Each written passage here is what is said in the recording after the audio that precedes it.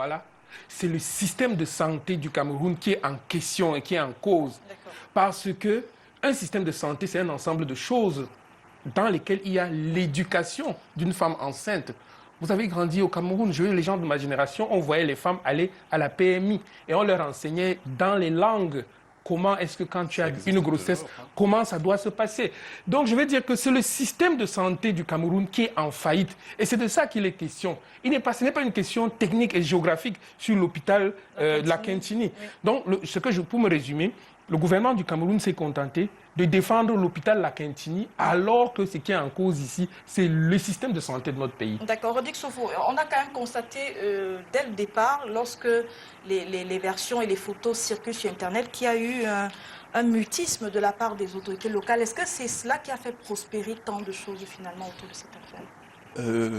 Amanouana, Eric Benjamin l'ont dit, il y a une grosse déficience en matière de crisis management. On ne sait pas gérer les situations de crise réputationnelle dans ce pays. C'est-à-dire que quand il y a un problème, on attend un ensemble de validations à des niveaux qui sont de plus en plus élevés pour pouvoir prendre la parole et dire quelque chose. J'ai remarqué quand même que le gouverneur de la région du littoral a fait une sortie qui était dans le timing souhaité dans des situations comme celle-ci.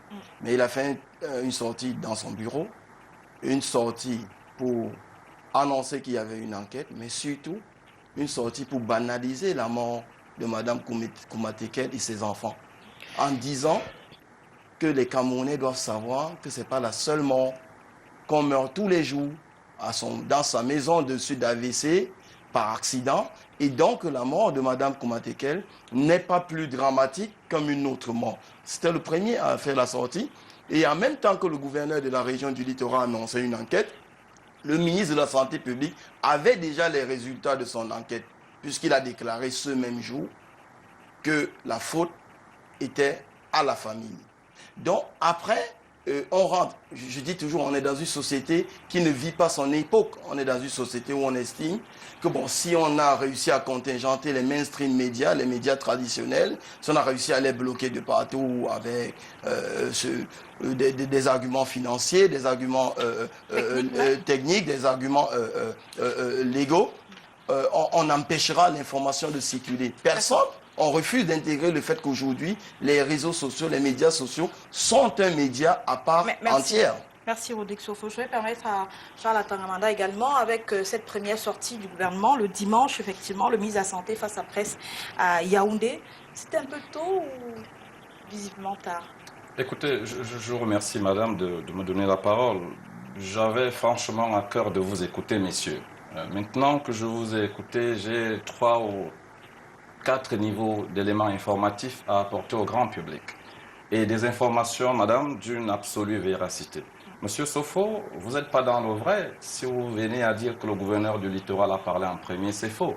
Parce que voici, chers compatriotes, mesdames et messieurs qui nous écoutez, nous regardez à travers le monde, la véracité des faits gouvernementaux dans l'approche communicationnelle des crises. Le ministre de la Santé publique est en mission à l'extrême nord entre jeudi et samedi 12 mars 2016.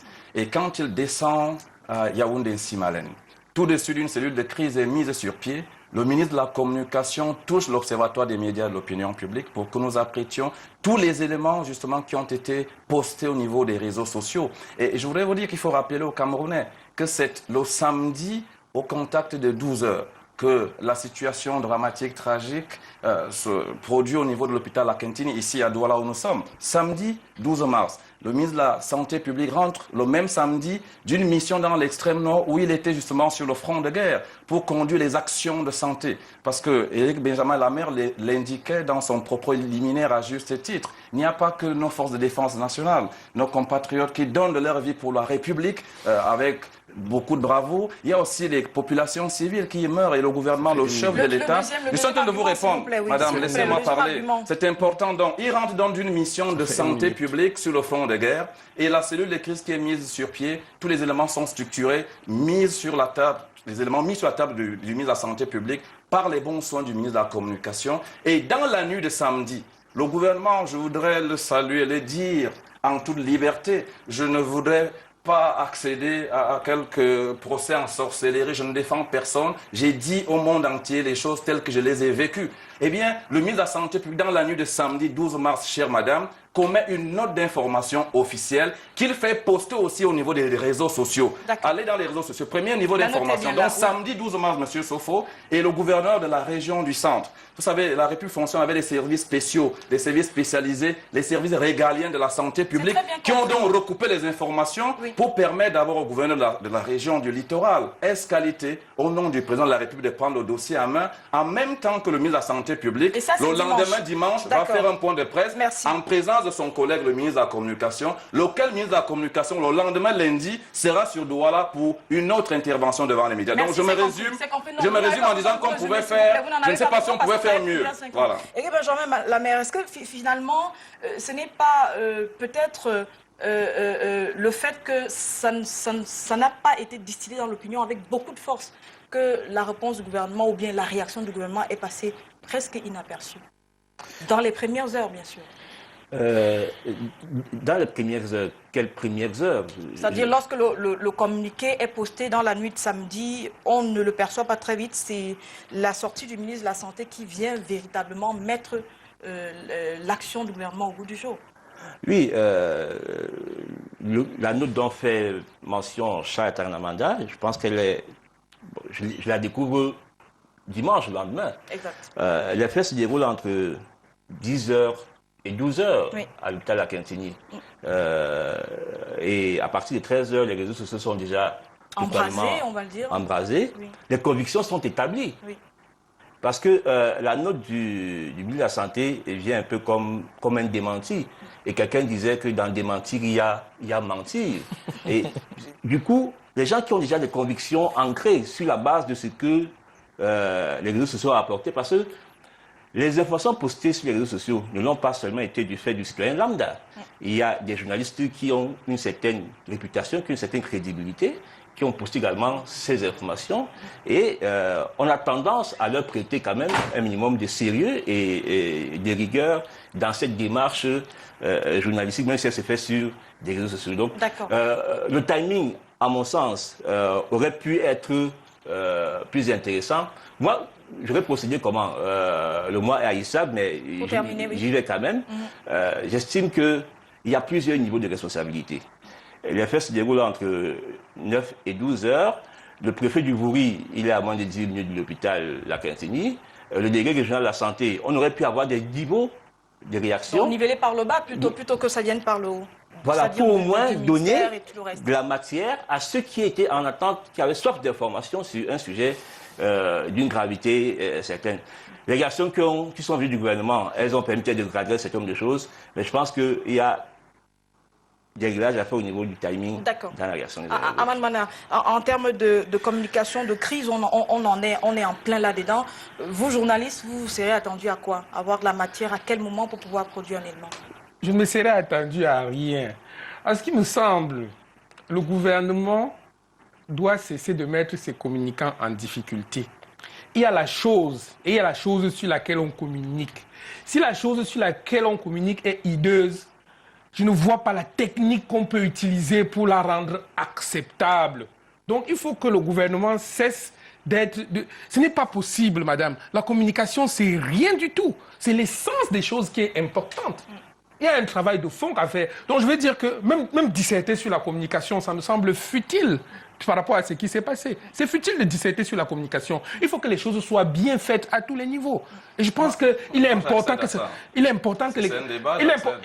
que ces questions-là soient dites. Je veux dire que il faut que les femmes soient soignées. Il faut que les femmes soient éduquées. Il faut qu'on accueille les gens dans les hôpitaux. Point barre. Maintenant, je veux dire, dans ce pays, on fonctionne. À la fin, ça retourne. À la fin, les communicants sont à la fin. En fait, mais la communication devient importante au moment où il y a quand même des choses qui sont dites au début et qui ne sont pas vraies.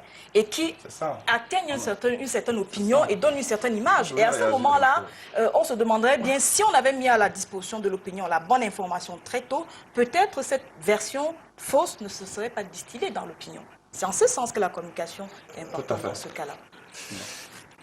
Je veux dire que, personnellement, je n'ai même pas identifié un problème de communication en tant que tel dans cette affaire. Je n'ai pas identifié, il n'y a pas eu un problème de communication. On dit qu'il faut en parler. Et vous savez, les questions de communication vont être de plus en plus subsidiaires. La communication entendue au sens traditionnel, au sens classique du terme, puisque chacun reçoit son information de manière brute et brutale, comme ça arrive. Je veux dire, 10 minutes après cet incident, moi, j'avais la vidéo. À moi de me faire mon opinion là-dessus. Maintenant, le brainwashing qu'on va me faire après, il ne me sert à rien. Je me suis déjà fait mon opinion là-dessus. Merci. Rodrigue Sofo, dans cette... Je disais à l'entente de cette émission que la réputation, c'est le point de rencontre entre la perception et la réalité. Il faut qu'il y ait une réalité.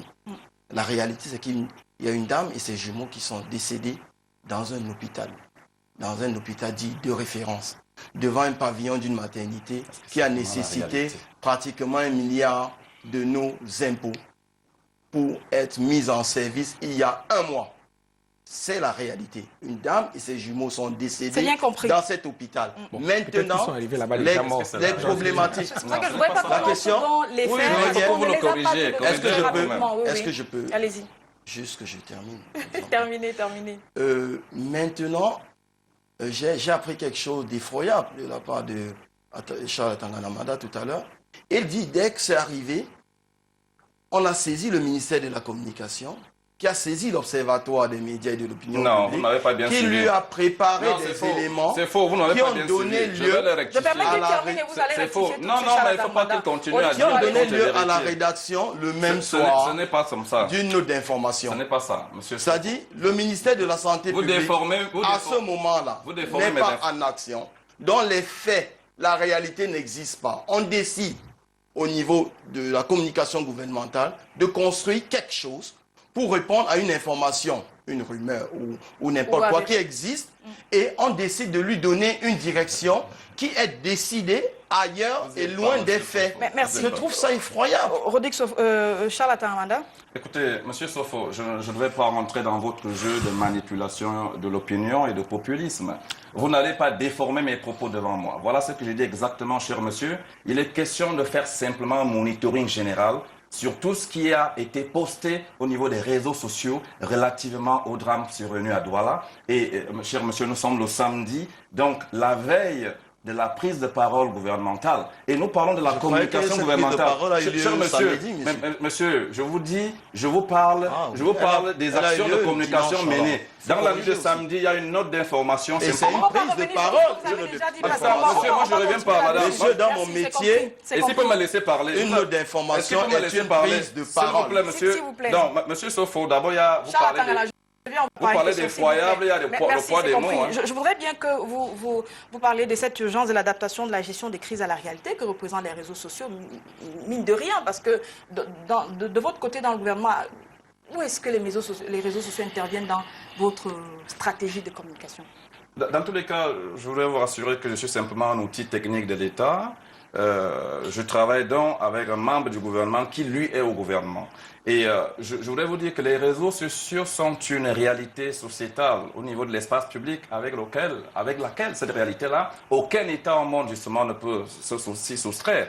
Aujourd'hui, la stratégie de communication gouvernementale sur ce que nous appelons au ministère de la Communication, les masses médias cybernétiques, nous renvoie à ce qui se faisait aux années 1930-1940, si vous voulez, avant la Deuxième Guerre mondiale. Il y a un grand professionnel, journaliste politique français, José Barsalou, qui est un de ceux qui ont mis sur pied la dépêche, qui disait les médias populaires, justement, ont dénaturé le vécu quotidien parce qu'on ne s'occupe plus de l'information, de l'éducation des masses, mais plutôt du sensationnel.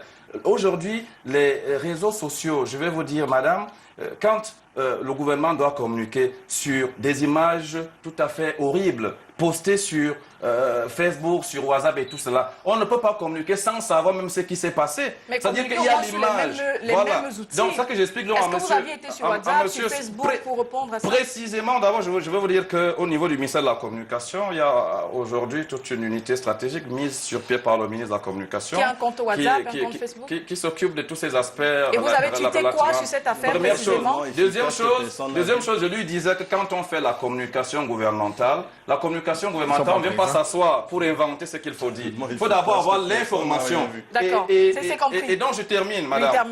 Permettez-moi de placer un mot, parce que j'entendais M. Aman Mana dire que la communication n'aura pas été un problème dans cette affaire. Je suis d'accord avec lui ex post. C'est-à-dire au deuxième niveau, le gouvernement a fait des efforts de communication. Mais tout commence par la communication, M. Aman. Voilà. Regardez ce corps qui arrive à l'hôpital à Kintini. L'échange très musclé, dans une communication difficile, déjà entre ceux qui arrivent et ceux qui sont trouvés sur place. Donc, de mon point de vue, je ne pourrais pas accéder, moi, à ceux qui continuent à dire que, M. Sofo, Merci. la réalité n'est pas ce que vous avez dit. Merci, Charles La Atamanda. réalité, nous Merci attendons beaucoup. le rapport Merci. général et M. Éric Aman Benjamin est d'accord Lamère, avec est-ce moi. que vous, en tant que Cette femme-là n'est pas Vous digne. communiquez déjà sur le rapport que vous Merci. attendez. Merci beaucoup. C'est Éric Benjamin, effrayant. est-ce que vous, en Les tant réseaux que sociaux journaliste, qui vous n'est avez pas pu C'est effrayant. avoir accès au compte Facebook, par exemple, ou alors un message tweeté par le gouvernement camerounais, ou alors quelque chose dans ce sens pour aller, pour répondre à tout ce qui a été dit sur Internet? C'est extrêmement difficile et gênant parce que Vous n'aviez pas eu accès. Vous n'avez pas l'actualité vu de ces derniers mois nous a pu renseigner sur les démentis des membres du gouvernement à qui on prêtait des comptes Facebook qui n'étaient pas ils se défendaient en ça. Qui ont fait disant des communiqués pour dire qu'ils n'en ont pas. qui n'en ont pas du tout. Oui. La présence du gouvernement camerounais sur les réseaux sociaux, elle a encore à construire. Ouais. Il y a quelques initiatives isolées qui manquent de force et de conviction. Je pense que la note du ministre de la Santé, elle n'est pas apparue sur un compte officiel du ministère de la Santé, du ministère de la Communication. Ce sont des individus oui. dont la crédibilité, donc... je vais vous dire là où ça a été posté.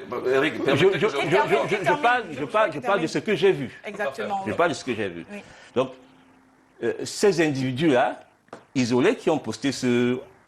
On peut interroger leur démarche, on peut se demander où est-ce qu'ils ont pris ça, lorsqu'on sait que la manipulation des documents administratifs relève d'une réglementation qui est celle qui existe. Donc, je pense qu'il faudrait que notre gouvernement, et c'est important de le dire, puisse réagir, agir, exister sur les réseaux sociaux, parce que il n'y a plus que les médias mainstream, pour employer le jargon si cher à Rodrigue, qui structure l'opinion aujourd'hui. Il y a tous ces réseaux sociaux. Les gens s'informent de plus en plus à travers leur smartphone. Donc il faut en tenir compte. Il faut en tenir compte, il faut pouvoir réagir à réponse rapide, cela. Je voulais terminer sur un élément pour dire que cette affaire de la Kintini, elle a ému pourquoi? Parce que chacun de nous pris individuellement, au-delà de nos appartenances, au-delà de ce que nous sommes, chacun de nous a une histoire avec l'hôpital camerounais.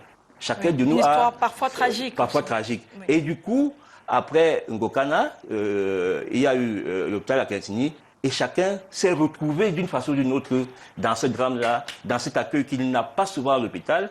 Peut-être pas du fait des médecins, peut-être du fait d'un système de santé qui est malade, parce que les médecins, ils ne font pas de la magie, il leur faut des instruments pour pouvoir soigner.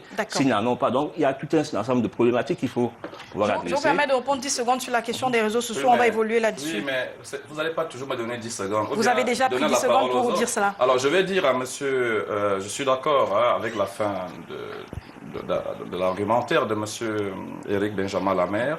Nous sommes tous d'accord, c'est qu'en ce qui concerne la communication gouvernementale, eh bien, il est salutaire aujourd'hui qu'une mise à niveau général soit effectuée, qu'elle soit opérée.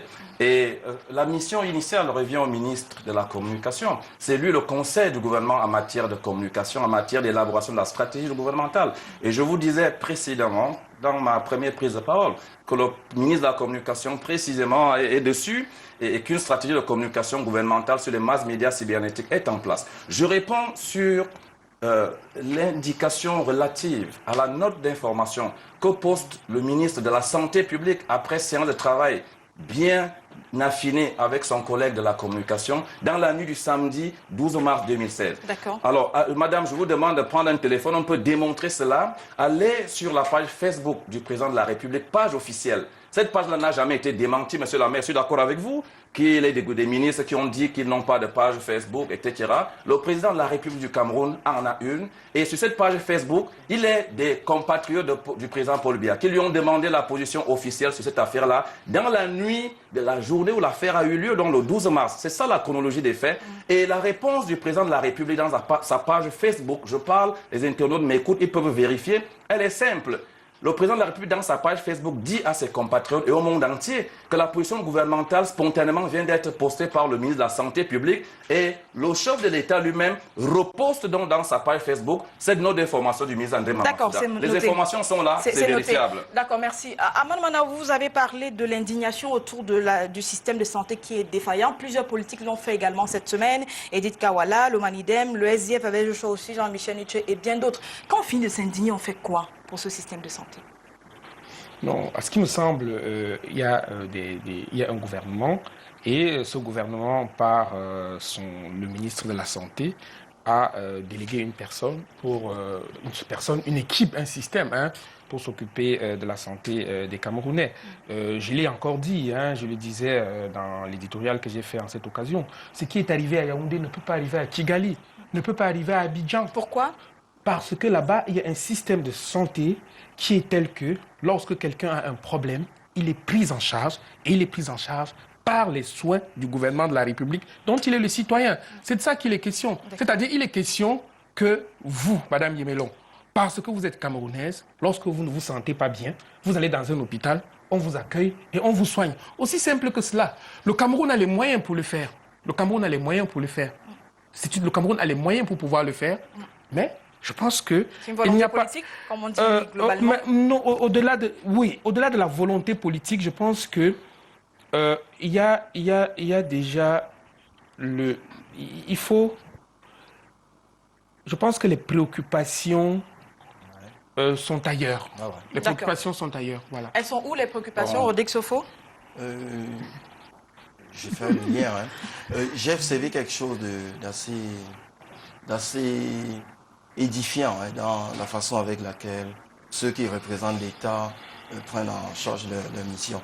J'ai l'impression, on parle de communication, je préfère rester là parce que c'est mes canaux, c'est là où je retiens. Bien sûr. Communiquer, il y a trois choses. Il y a un message qui part d'un émetteur vers un destinataire.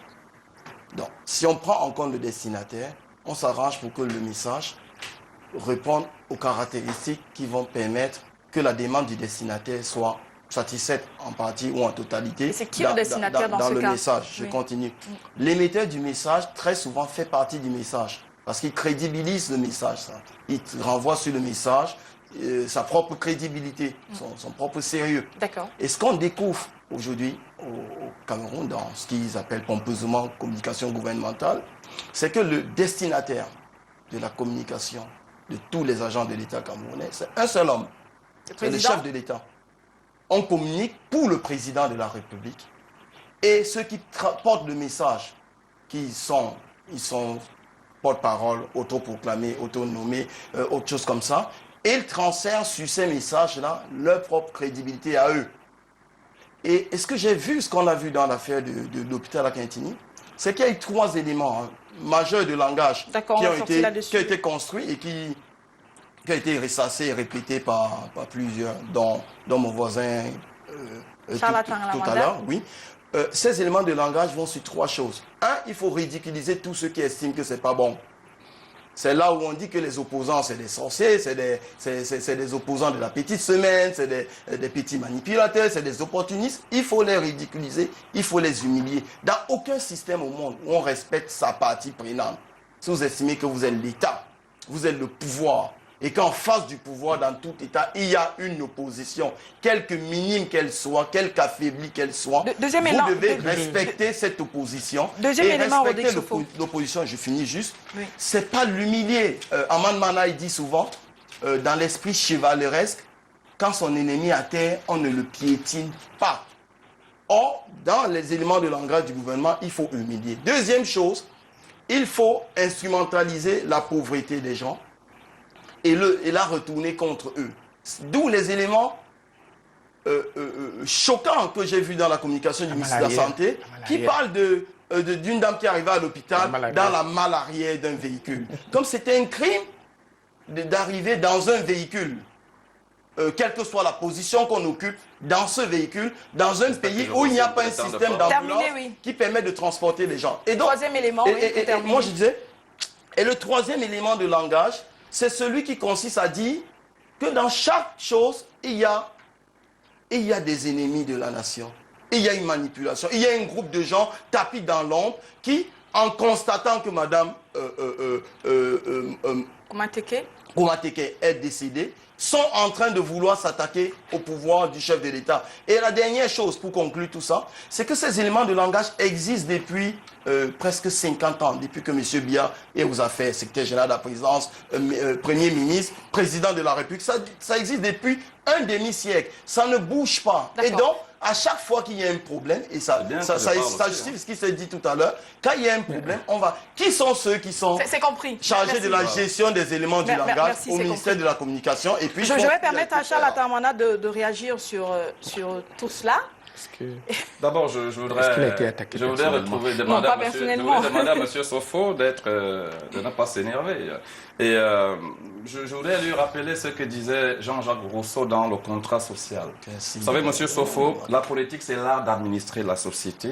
C'est l'art d'y maintenir la paix sociale. La politique, c'est aussi l'art, justement, de contrôler les hommes, leurs activités, pour permettre précisément aux institutions d'être justes et efficaces. Et donc, le gouvernant qui prend sur lui de faire une communication qui ne tienne pas compte des aspirations du destinataire, naturellement, évidemment, si vous voulez, pratiquement détruit la démarche de Jean-Jacques Rousseau dans la définition de l'art de la politique. Donc, la politique, c'est aussi, dois-je vous le dire, l'art du possible. Donc... Je réponds donc maintenant en vous disant que, en ce qui me concerne, l'arrogance souvent que certains excitent, le manque d'humilité, évidemment, moi je n'accepte pas cela, je voudrais garder mon humilité. Pour dire qu'il y a une vérité qui est celle des réseaux sociaux, les réseaux sociaux ont fixé des décrets.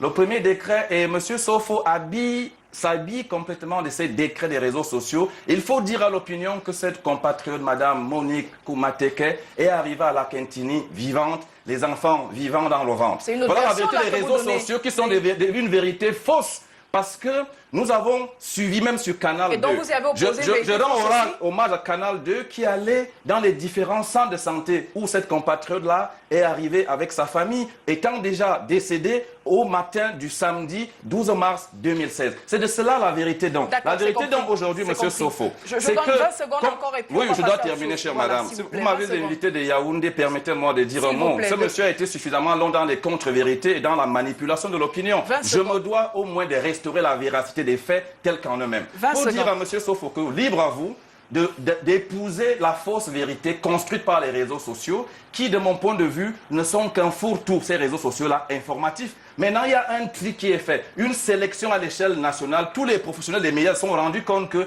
quelque part, ce qui a été dit est faux. Canal 2 nous a monté des images le lendemain. Madame, je n'ai pas illustré ces images. On a vu des informations qui montraient que cette dame-là est arrivée. Mais ça ne change pas la dernière information que vous avez indiquée. Personnellement, j'accepte la nécessité d'une société dans laquelle... Madame, je termine en une phrase. Mon mot de fin est très simple sur cette première partie. Je voudrais dire ceci, que nous devons savoir sortir d'une crise. Nous attendons le rapport final sur cette affaire. Et le gouvernement, me semble-t-il, n'a pas dit tout dit encore. Il n'est pas exclu. Monsieur Aman m'en a rassuré que les enquêtes sont en cours. Le gouvernement n'a pas protégé les responsables de la Kintini. C'est bon que je le dise. Je veux réagir là-dessus, Aman Mana. Je voulais réagir en posant une question simple à tout le monde. Est-ce que Mme Koumateke est morte avec des jumeaux dans son ventre sur le territoire du Cameroun? Oui. C'est grave. Merci. Alors, Éric Benjamin Lamé, est-ce que cette affaire aurait été ce n'est pas bien que ce soit arrivé comme ça. Le détonateur, je ne sais pas, le début d'une prise de conscience de ce que notre système de santé a vraiment besoin d'être reformé pour qu'il n'y en ait plus d'autres dans ce cas-là? Je voudrais le croire. Oui. Je prie tous les dieux pour que ce soit une mort qui annonce des lendemains meilleurs pour notre système de santé. Mais l'histoire récente de notre pays, si je prends le football qui nous passionne tous, à chaque fois qu'on sort d'une compétition foireuse, on espère qu'à la prochaine compétition, on aura retenu les leçons de la précédente oui. pour pouvoir s'ajuster. Je veux croire que Mme Koumateke sera la personne qui permettra à notre système de santé de pouvoir s'ajuster. Je disais quelqu'un qui disait que si déjà on peut seulement parvenir, parce que le rôle de l'État c'est quoi? C'est de venir en aide aux personnes les plus faibles. Et parmi ces personnes, on discute très souvent les enfants et les femmes enceintes. Si on peut déjà obtenir que tout ce qui est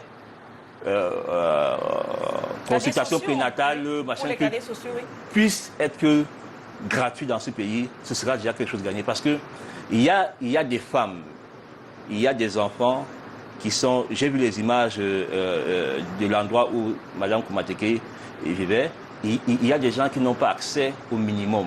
Oui. Et c'est à l'État de leur fournir ce minimum-là. Je pense que lorsqu'on dit que Mme Koumateke était à sa première consultation prénatale, il faut attendre la fin des enquêtes pour confirmer cela. Oui.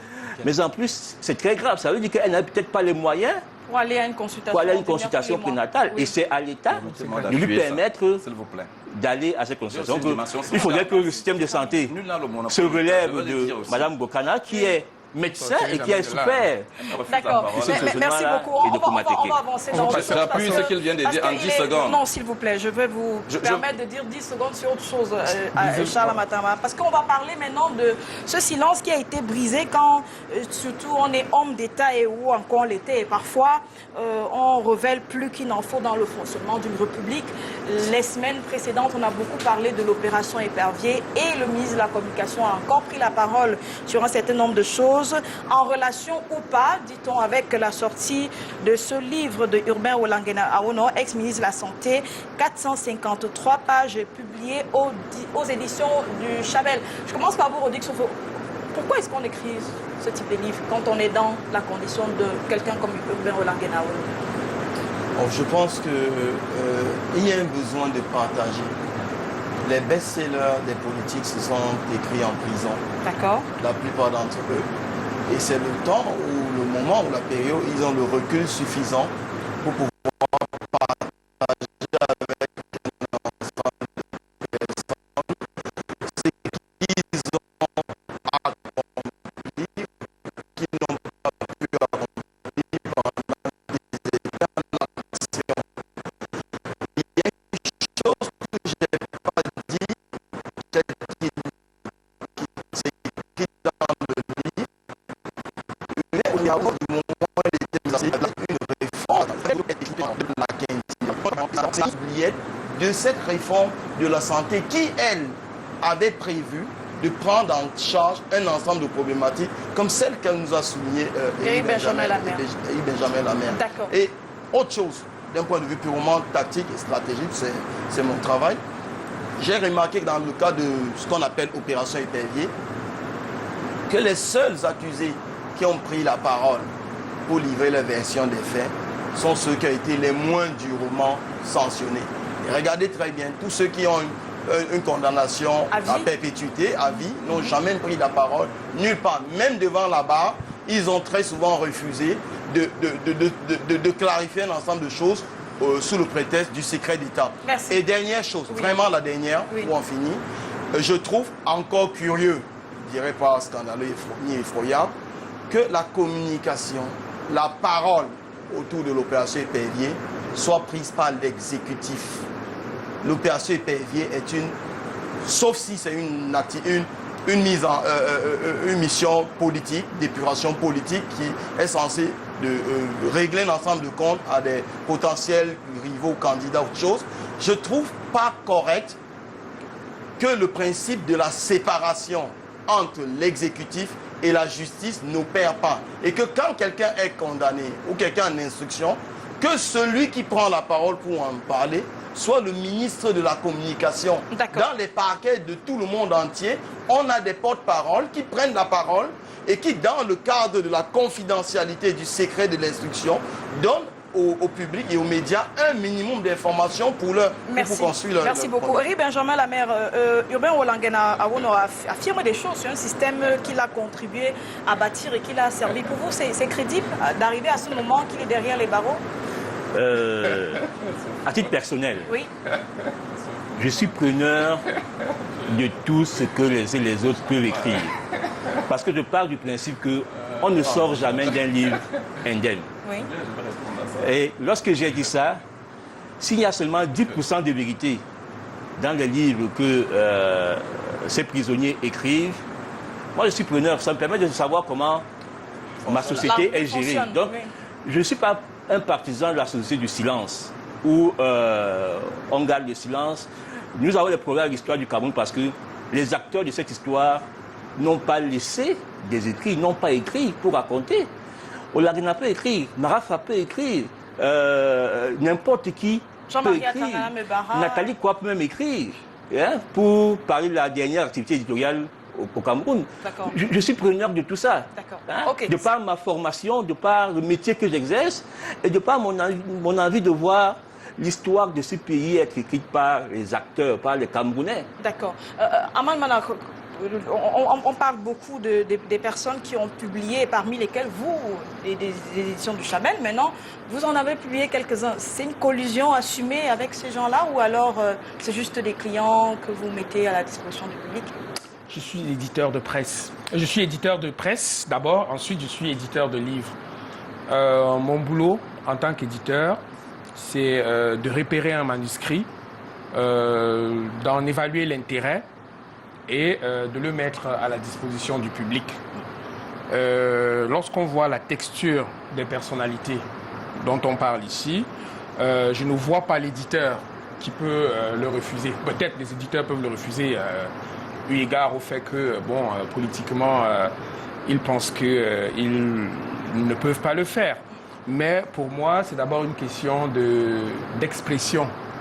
Il faut que les gens puissent s'exprimer, il faut que les gens puissent dire.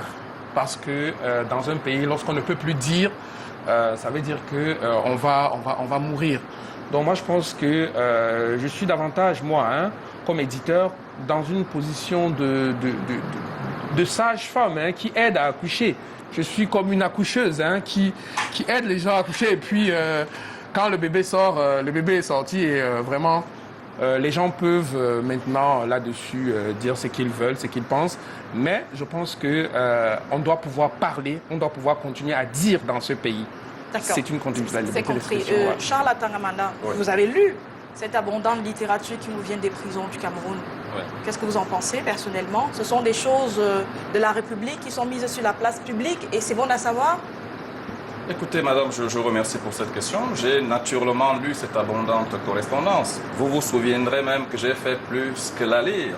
Je me souviens, un de mes éminents camarades au RDPC, membre du bureau politique, ancien ministre d'État, le camarade Marafami Douyaya, ses toutes premières lettres dans une littérature épistolaire à l'endroit du président national du RDPC, eh bien je l'assume courageusement dans une démocratie comme la nôtre, un des premiers militants à avoir répondu à ce camarade pour lui rappeler qui il était et ce qu'on attendait de lui in fine. Et donc, je vais dire de manière plus sérieuse, outre l'espace prosaïque, je voudrais dire que de mon point de vue,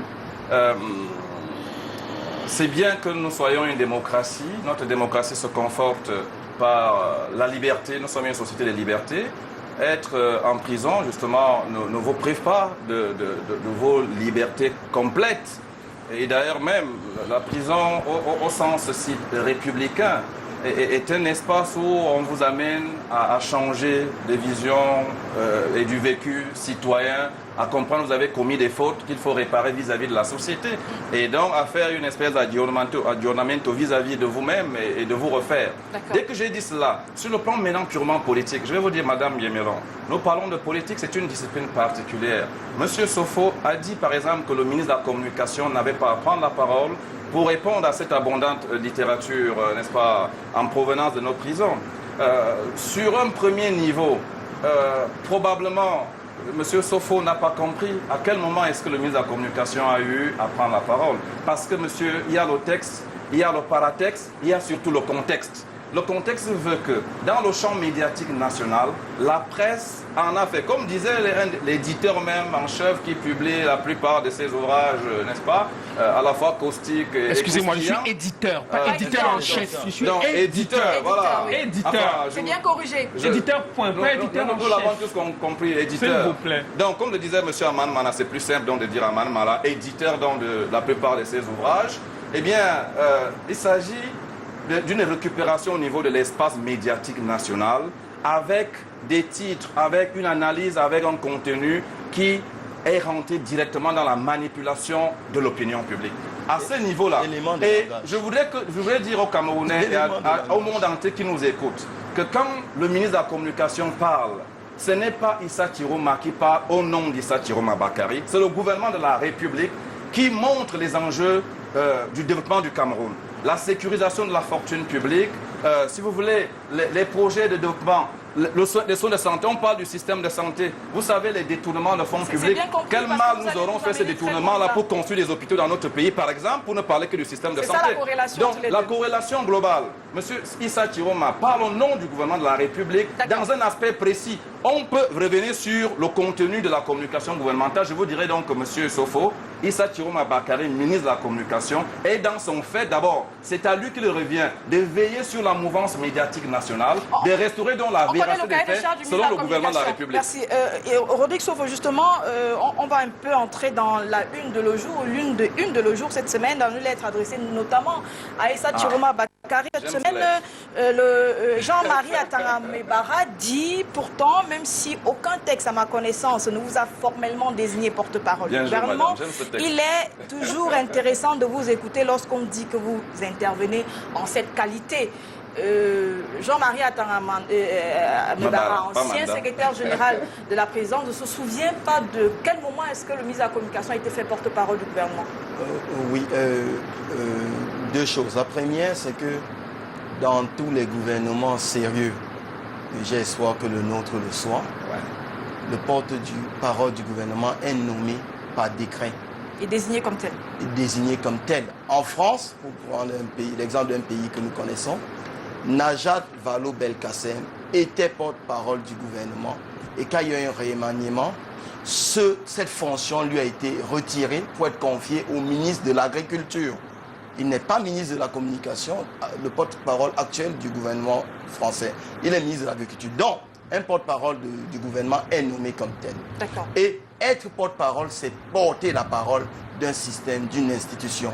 Le port de la parole, qui est une activité de relations publiques, demande un partage intégral de la vision avec la structure dont on porte la voix. D'accord.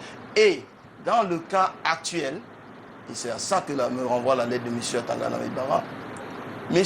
Issa Chiroma Bakary, je n'ai pas grande souvenance qu'il soit un militant, membre du bureau politique du Rassemblement démocratique du peuple camerounais, qui est le parti actuellement au pouvoir. Je continue.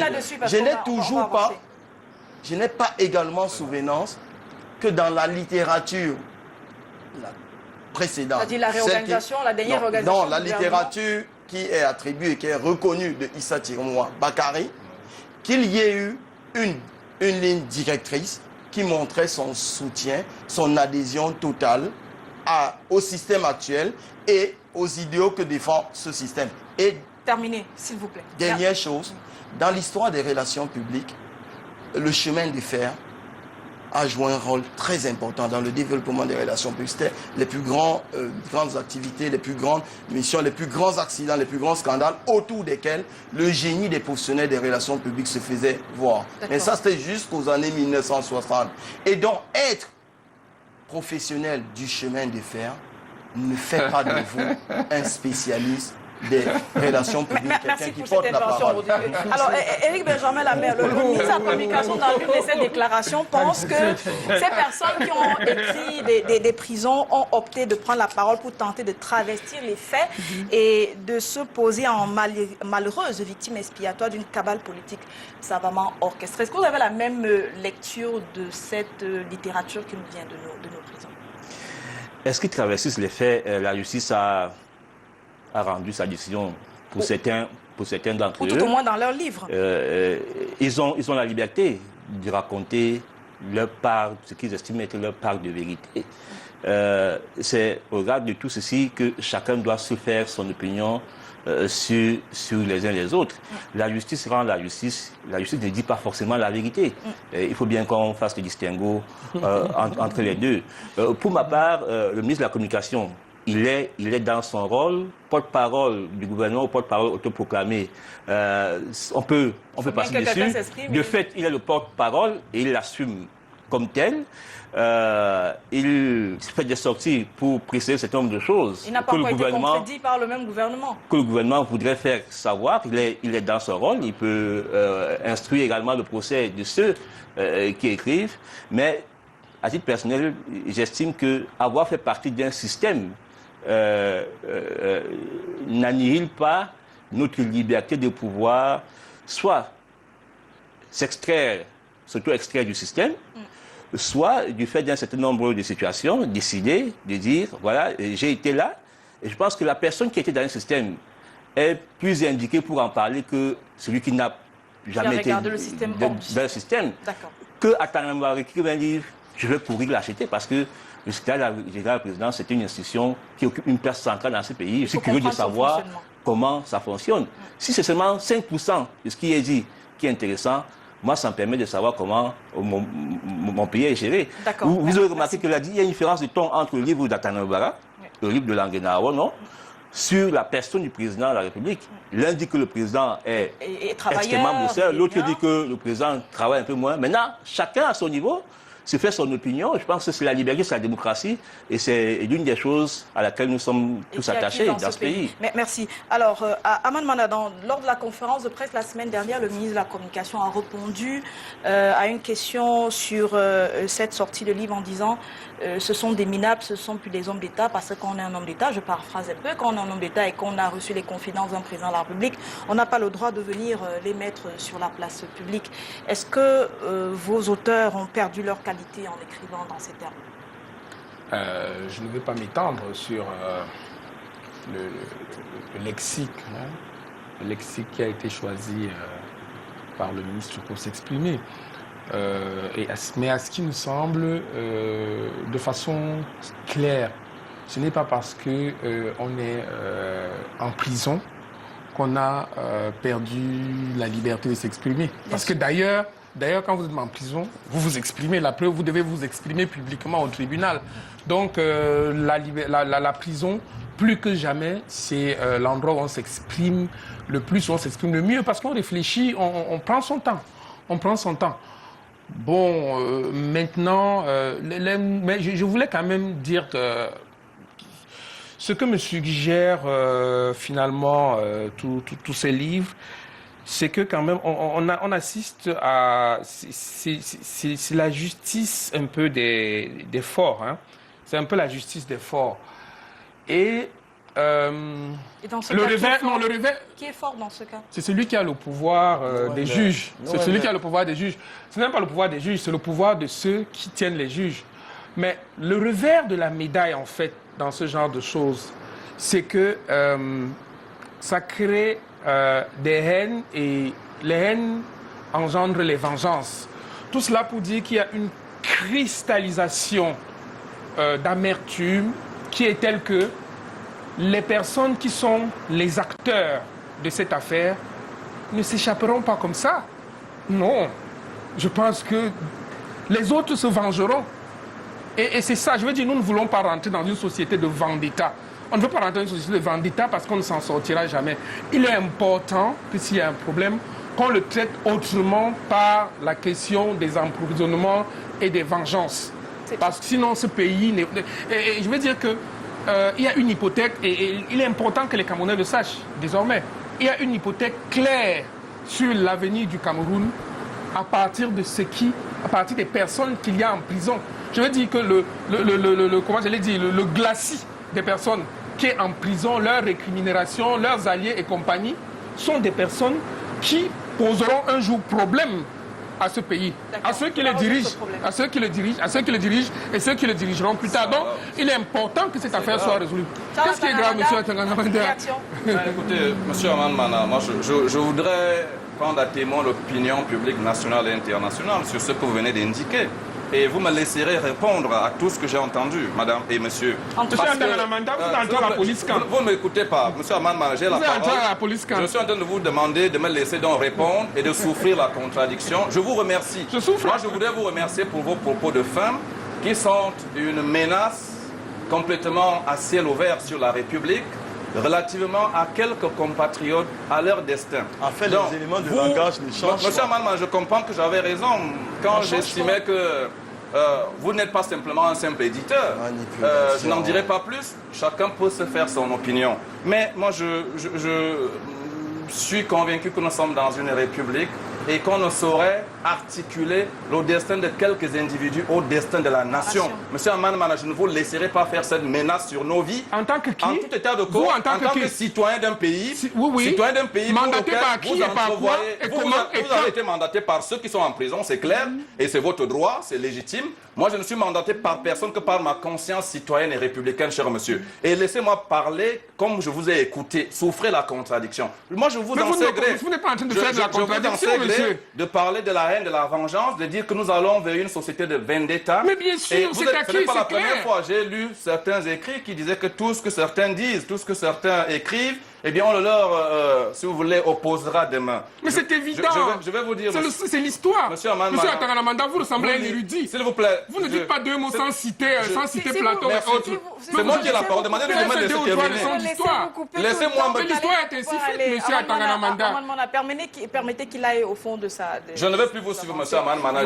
J'ai dit l'essentiel. L'opinion publique vous a écouté.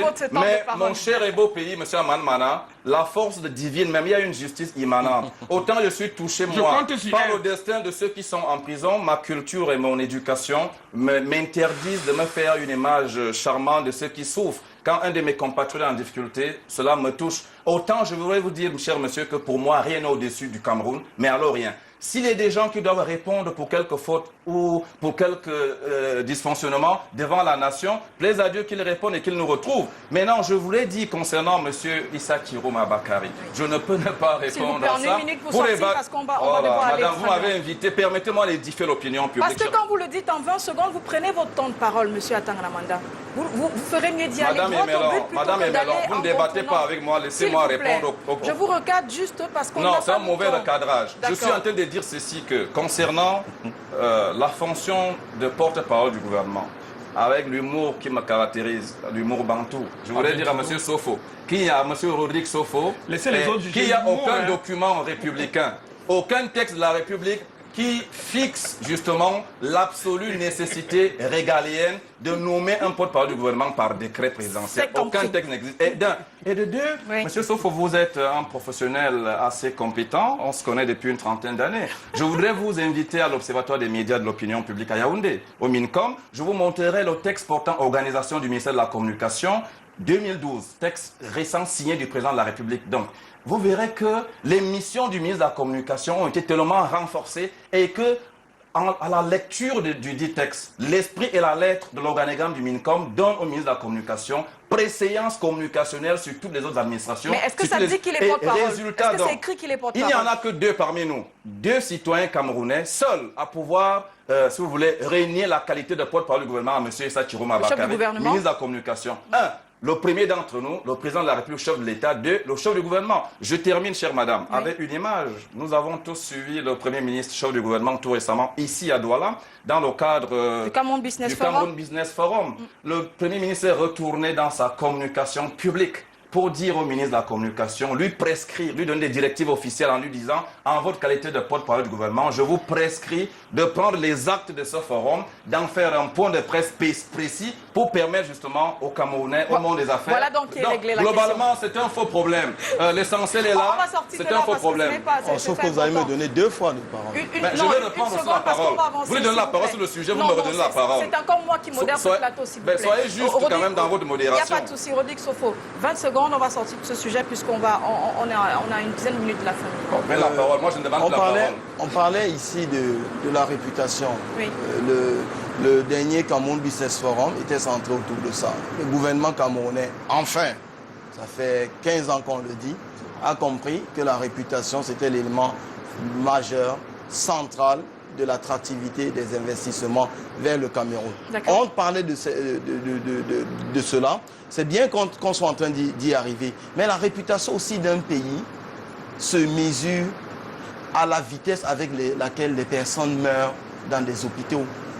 La réputation d'un pays se construit, excusez-moi, se construit autour du rang de personnes qui ont été dans l'État et qui se trouvent dans les mailles de la justice. Si vous avez un premier ministre de votre pays qui est en prison pour des faits de corruption, ça veut simplement dire que dans ce pays, il n'y a aucun officiel il n'y a aucun niveau d'officiel qui ne pourrait pas être impliqué dans des activités de corruption. Et donc, si vous évitez d'être en affaire avec quelqu'un qui est corrompu, vous ne faites rien avec ce pays-là. Merci à vous. Alors, je me permets de regarder un peu tout ce qu'on fait déjà dans l'un des secteurs les plus sollicités par les jeunes ces dernières années, ces dernières semaines, à la faveur de ce que le discours a été porté par le président de la République le 10 février dernier. Il s'agit bien de l'économie numérique qui est sur le chemin de l'implémentation. Le Cameroun passe par des initiatives de cette génération Android sous le regard de Arnaud Guéfark et André-Marie Dia. C'est le reportage de la semaine.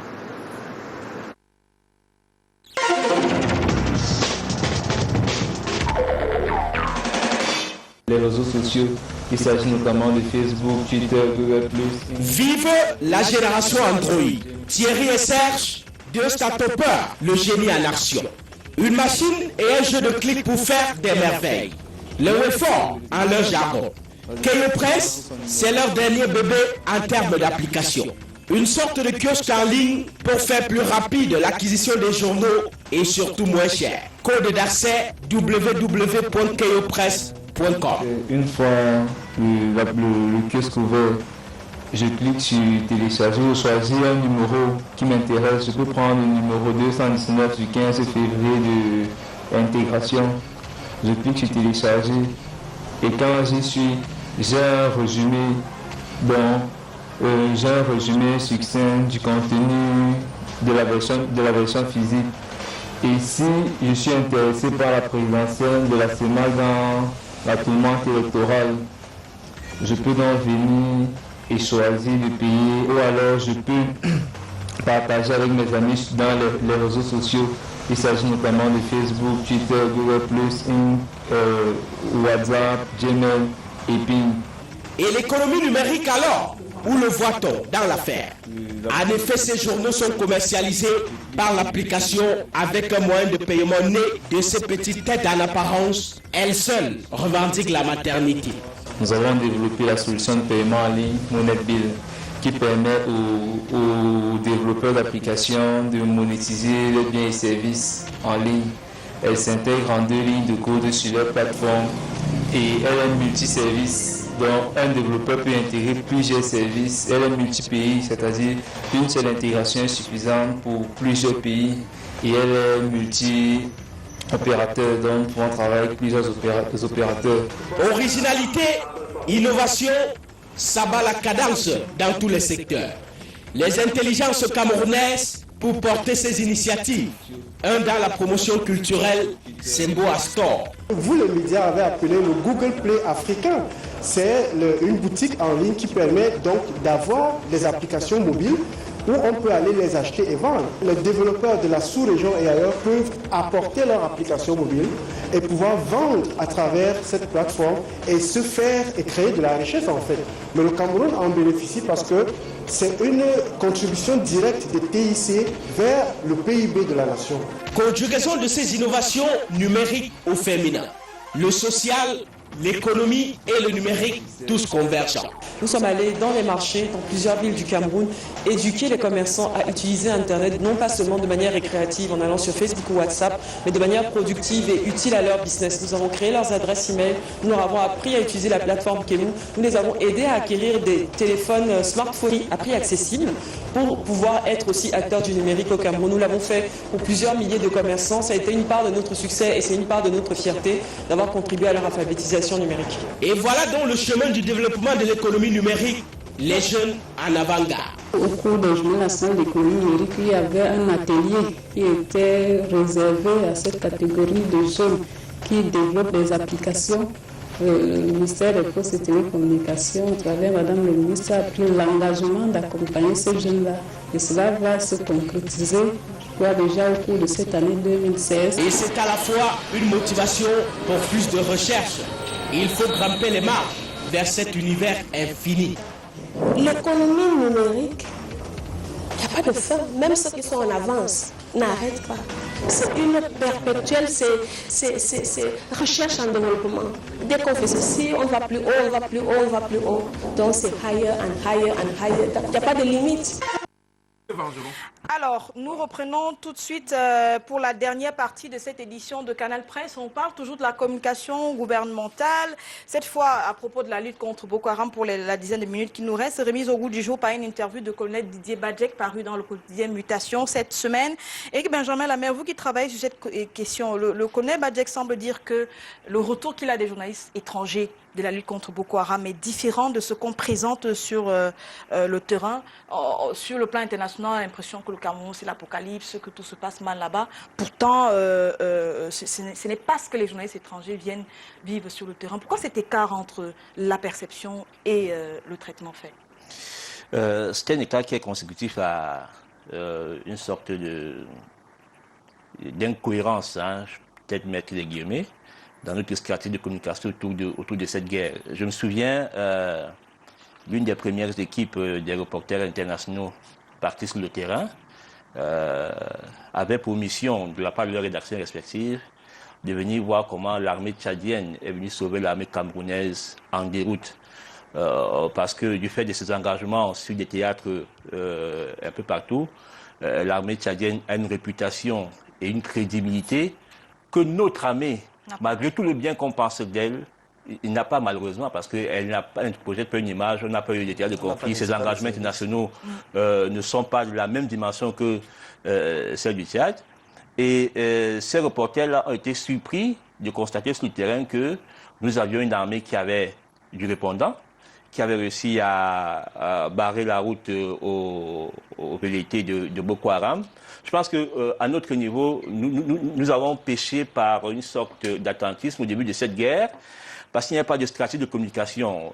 Tout le monde était dans le tâtonnement, on essayait de voir un peu partout.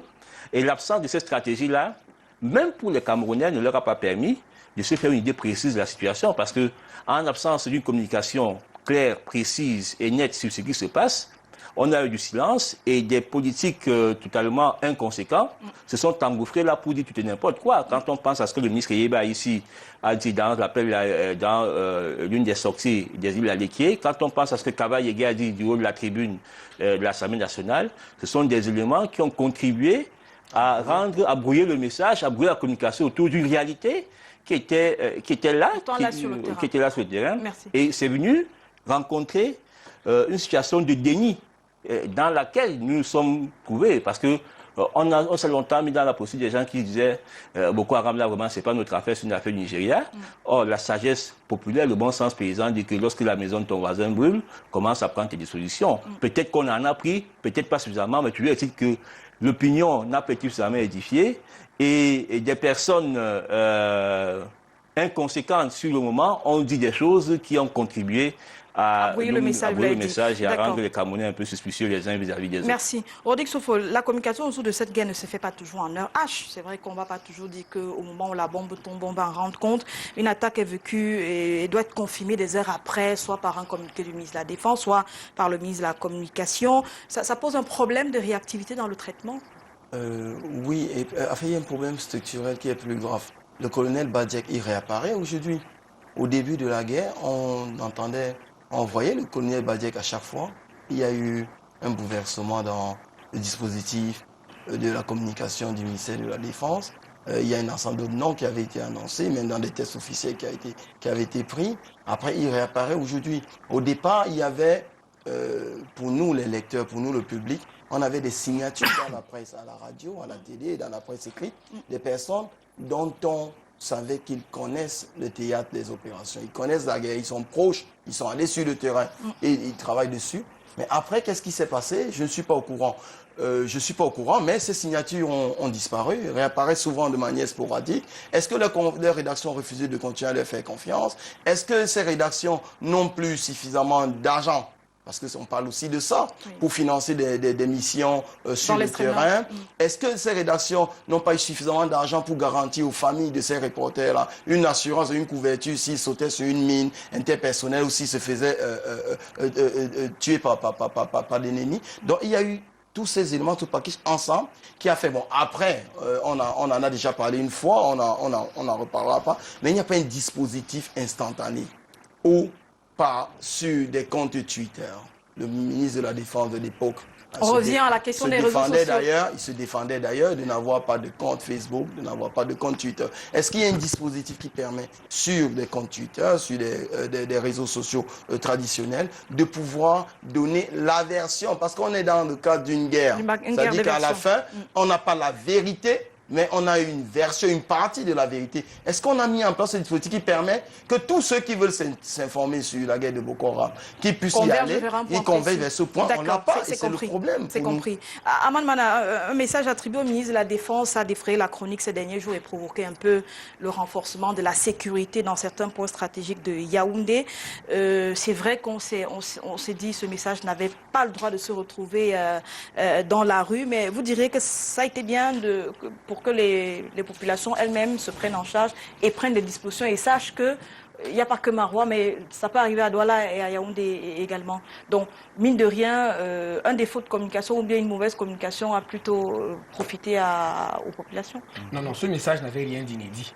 Je pense que c'était un message, c'est le type de message classique. Il avait seulement quelque chose en particulier, c'est que celui-là, il a fuité. C'est que ce message a fuité tout simplement. Ce message a fuité tout simplement vers les réseaux sociaux. Et un message qui est destiné à un officier, un militaire, le même message lu par un civil ne peut pas avoir la même interprétation. Donc c'est un message dans lequel on demandait tout simplement aux gens de prendre des dispositions, de mettre des gens ici et là. Je veux dire, c'est le type d'information sur la base du renseignement.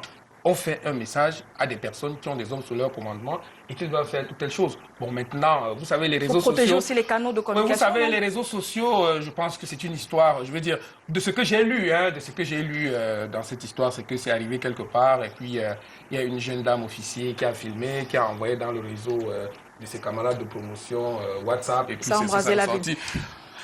À ce qui me semble, ça n'avait rien de particulièrement spécial. D'accord. Merci. On termine avec vous, Charlatan.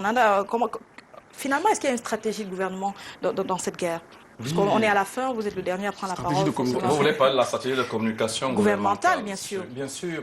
Je pense que vous-même, vous avez couvert tout au moins un des grands moments de la mise en place de la plateforme communicationnelle entre le Tchad et le Cameroun, les deux nations qui étaient au front pour botter Boko Haram hors de nos frontières. Donc, je veux dire sur le fond. Et qu'est-ce que c'est arrivé à cette plateforme? J'ai échangé un jour avec M. Ben Simon du journal Le Monde, qui, après avoir écrit des inepties sur le Cameroun, s'est ravisé. Ce monsieur a reconnu que nous avions une des armées les plus intrépides en Afrique. Mais nous avions simplement, et j'étais d'accord avec lui, un problème de visualisation à l'échelle mondiale de la pugnacité et de la technicité de nos forces de défense nationales. Mais c'est en construction. Vous savez, le Tchad a eu à faire des guerres. C'est un pays, un État à commotion qui a connu des guerres en série, qui a donc connu aussi une pratique de communication en temps de guerre. Le Cameroun a su affiner sa mécanique. Et j'ai envie de dire qu'on a fait beaucoup de pas quand même.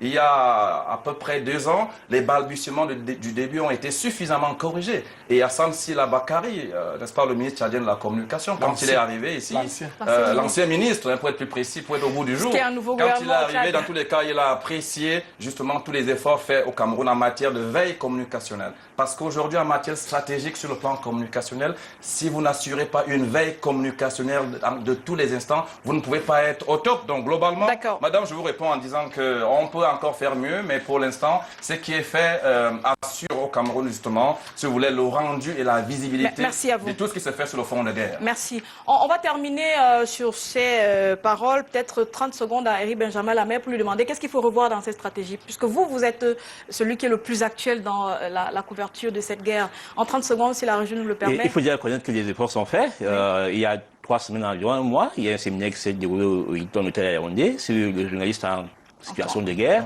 où des professionnels sont retrouvés avec les militaires. C'est la première fois pratiquement que ces 2 corps de métier se retrouvent. C'était parfois violent, mais au moins on s'est parlé pour une fois et je crois qu'on s'est compris. Il faut plus de réactivité, il faut plus de spontanéité, il faut pouvoir dire les choses telles qu'elles sont, il faut dire la vérité, peut-être pas toute la vérité, mais il faut dire des choses qui soient vraisemblables, qui soient proches de la réalité. Je pense que si on fait ça et que le ministère de la Défense et le ministère de la Communication et tout le gouvernement de la République s'adaptent aux réalités de la communication d'aujourd'hui. Je ne peux pas comprendre que le ministère de la Communication n'ait pas un site qui soit mis à jour de manière permanente, qui est, si son porte-parole du gouvernement, ils doivent pouvoir dire chaque jour ce que le gouvernement fait sur les réseaux sociaux qui sont aujourd'hui l'un des vecteurs des messages les plus importants que nous ayons en ce moment. Merci à vous, merci messieurs d'avoir fait le déplacement des studios de je voudrais une fois de Canal+, plus rappeler aux Camerounais qui peuvent venir le 31 mars et 1er avril. Que ce n'est pas un poisson d'avril. Pour l'hommage à ces victimes de la guerre. Pour Geek Sofo, pour un studio aussi sérieux. Non, c'est pour dire aux gens. C'est pas un poisson d'avril. Merci.